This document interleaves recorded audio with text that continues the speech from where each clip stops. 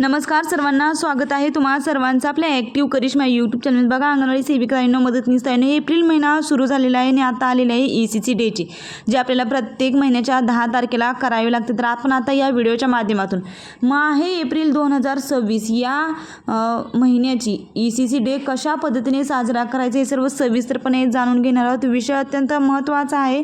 याच्यामध्ये बघा, आरंभिक बालसंगोपन आणि बालशिक्षण दिवस साजरा केला जातो. 3 ते 6 वर्ष वयोगटातील बालकांसाठी ECC दिवस हा साजरा केला जातो. विषय अत्यंत महत्त्वाचा आहे. मेंदूचा विकास, जो 90% विकास हा 0 ते 6 वर्ष वयोगटात होतो, त्याचाच आता ECC डे साजरा करायचा आहे. बघा, कशा पद्धतीने तो ECC डे साजरा करायचा हे आपण या व्हिडिओच्या माध्यमातून जाणून घेत आहोत. व्हिडिओ शेवटपर्यंत पहा आणि असेच अंगणवाडीचे नवनवीन अपडेट्स आणि माहिती पाहण्यासाठी तुम्ही आजच आपल्या ॲक्टिव्ह करिश्मा यूट्यूब चॅनलला सबस्क्राईब करून घ्या. तर बघा ताईंनो, एप्रिल 2026 हा ECC डे असणार आहे. वेळ बघा, 90 मिनिटाचा एकूण वेळ आहे. ठिकाण आहे अंगणवाडी केंद्र. उद्दिष्ट बघा याचं काय आहे. आरंभिक बालसंगोपन आणि बालशिक्षणाचे महत्त्व समजणे, पोषण बी पढाई बी कार्यक्रमाचे महत्त्व समजणे हे याचे उद्दिष्ट आहेत. बघा, यासाठी लागणारं साहित्य काय आहे. लोकर, दोरी, धाग्याचा गुंडाळा, 30 कागदांचे कप किंवा उपलब्ध असलेले ठोकळे, वाटी इत्यादी साहित्य. आता पूर्व सत्राची तयारी बघा कशी करायची आहे. सत्राची वेळ व दिनांक पालकांना आदल्या दिवशी सांगायचे आहे. वरीलप्रमाणे साहित्य असल्याची खात्री करून घ्यायची आहे. प्रथम बघा, अंगणवाडी सेविका यांनी पालकांचे स्वागत करायचे आहे. एकमेकांना ओळख करण्यासाठी एखादा छोटा खेळ किंवा गाणी घेता येईल. आता 2 पालकांचे समान गट करून त्यांना बसण्यास सांगायचे आहे. सत्राची सुरुवात बघा कशी करायची. सुरुवातीला आजच्या विषयांबाबत पालकांना सांगायचं आहे. 0 ते 6 वर्ष मुलांच्या जीवनातील महत्त्वाचा काळ आहे. यामध्ये बालकांचा विकास, मेंदूचा विकास हा 85% होतो. बालपण कसे महत्त्वाचे आहे हे सांगण्यासाठी एक उपक्रम घ्यायचा आहे. प्रथम सर्वांना सांगायचं की तुम्ही लहानपणीचा एखादा चांगला प्रसंग आठवून बघा.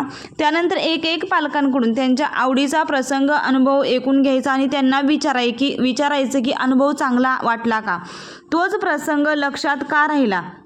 आणि सर्वांचे अनुभव सांगून झाल्यानंतर पालकांना सांगायचं की सकारात्मक अनुभव दिल्यामुळे बघा, सकारात्मक अनुभव दिल्यामुळे बालकाचा विकास चांगला होतो. हे अधिक समजण्यासाठी अजून एक मनोरा बांधण्याचा खेळ घेऊया. आता मनोऱ्याचा खेळ आपल्याला सर्वांना माहिती आहे कसा घेतो. 30 कागदाचे कप घ्यायचे. कप उपलब्ध नसतील किंवा ठोकळे, वाटी इत्यादी सामान देखील आपण करू शकतोय. 15 पालकांच्या 2 गट करायचे आहेत. त्यापासून मनोरा तयार करण्यास सांगायचं आहे. त्यानंतर पहिल्या गटाला मनोऱ्याच्या वरच्या ओळीत 1 किंवा 2 कप काढण्यास सांगायचं आहे. बघा काय आहे, सर्वात अगोदर मनोरा बनवून घ्यायचा आहे आणि वरच्या ओळीतील 1 किंवा 2 कप काढण्यास सांगायचं आणि सर्वांनी निरीक्षण करायचं. दुसऱ्या गटाला खालच्या तळाच्या ओळीतून 1 किंवा 2 कप काढण्यास सांगायचं व सर्वांनी निरीक्षण करायचं. अंगणवाडी सेविका ताईंनी पालकांशी चर्चा करायची. त्यांना विचारायचं की आता आपण काय पाहिले. पालकांचे म्हणणे ऐकून घ्यायचं. त्यानंतर सांगायचं की पहिल्या गटात जेव्हा वरच्या ओळीतील कप काढले तेव्हा मनोऱ्याला धक्का बसला किंवा नाही, त्याच्यावर काही परिणाम झाला नाही. परंतु तळाचे जेव्हा कप काढले तेव्हा मात्र संपूर्ण मनोराच कोसळला. त्याचप्रमाणे बालपणी मुलांचे सकारात्मक अनुभव दिले तर मुलांचा पाया पक्का होता आणि नंतरच्या आयुष्यात काही अडचणी आल्या तरी ते त्यातून बाहेर पडून पूर्ववत आपले आयुष्य जगू शकतात. परंतु बालपणी काही उणिवा असतील तर त्या कधीही भरून काढता येत नाहीत. मग बालकांच्या संपूर्ण विकासासाठी सकारात्मक अनुभव देऊन बालकांना चांगले आरोग्य, पुरेसा पोषक आहार, सुरक्षित वातावरण, संवेदनशील पालकत्व आणि शिकण्याच्या संधी उपलब्ध होईल असे यासाठी पालकांनी खूप प्रयत्न केले पाहिजेत. पुढे बघा काय म्हटलेलं आहे. मेंदूचे जाळे उपक्रम घ्यायचा आहे. लोकरीच्या धाग्याच्या आधारे आपण मेंदूचे जाळे बनवायचे आहेत. खेळ घ्यायचा आहे. पालकांचे 2 समान गट करायचे. प्रथम एका गटातील पालकांना गोलात उभे राहण्यास सांगायचं आणि एकमेकांच्या सहकार्याने खेळण्याच्या सूचना द्यायच्या आहेत. जसं लोकराचा गोळा गुंडाळायचा. एका पालकाने गोलातील दुसऱ्या कोणत्याही पालकांकडे तो गोळा टाकायचा. त्याचप्रमाणे पालकाने एक धागा पकडून गोळा पुन्हा तिसऱ्या पालकांकडे फेकायचा. याप्रमाणे जोपर्यंत गोळा संपत नाही तोपर्यंत खेळ सुरू राहील. सगळ्यांकडे गोळा गुंडाळा जाईल याची दक्षता घ्यायची आहे. खेळ सुरू असताना त्यांना वा वा, छान छान, तुम्ही खूप छान खेळत आहात असे प्रोत्साहन द्यायचं आहे. त्यानंतर दुसऱ्या गटातील पालकांना देखील असाच खेळ खेळायला सांगायचं, परंतु जो लोकरीचा गोरा जो गुंडाळा आहे तो नीट फेकला नाही, झेलला नाही किंवा खेळताना जर खाली पडला तर त्यांना नीट फेका, गोळा व्यवस्थित झेला, खाली पडू देऊ नका, मध्येच थांबू नका, लवकर फेका, बरोबर खेळत नाही असेच आहात असे थोडे नाराज होऊन रागवल्यासारखं म्हणावे. खेळ पूर्ण झाल्यानंतर दोन्ही गटांचे जाळे जमिनीवर खाली ठेवायचं आहे. यानंतर दोन्ही गटात काय घडले यावर अंगणवाडी ताईंनी पालकांशी चर्चा करायची. ताईंनी सांगायचं की मुलांच्या मेंदूमध्ये देखील अशाच प्रकारचे जाळे असते. पहिल्या गटातील जाळे दाट झाले कारण त्यांना न रागवता एकमेकांच्या सहकार्याने खेळायला सांगितले होते.